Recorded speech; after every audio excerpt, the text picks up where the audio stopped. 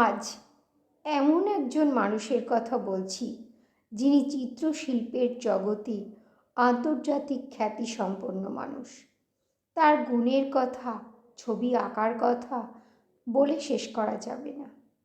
শাহজাহান যখন মৃত্যুশয্যায় শুয়ে আছেন, তার পায়ের কাছে বসে আছে তার কন্যা, অর্থাৎ শাহজাহানের অন্তিমকালের ছবি আমরা অবনীন্দ্রনাথ ঠাকুরের চিত্রশিল্পে দেখতে পাই।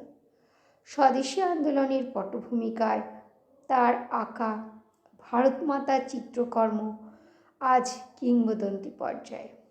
অবনীন্দ্রনাথ ঠাকুরের আরও একটা আশ্চর্যতম জিনিস হলো তিনি নিজের হাতে কাপড় কেটে পুতুল বানাতেন।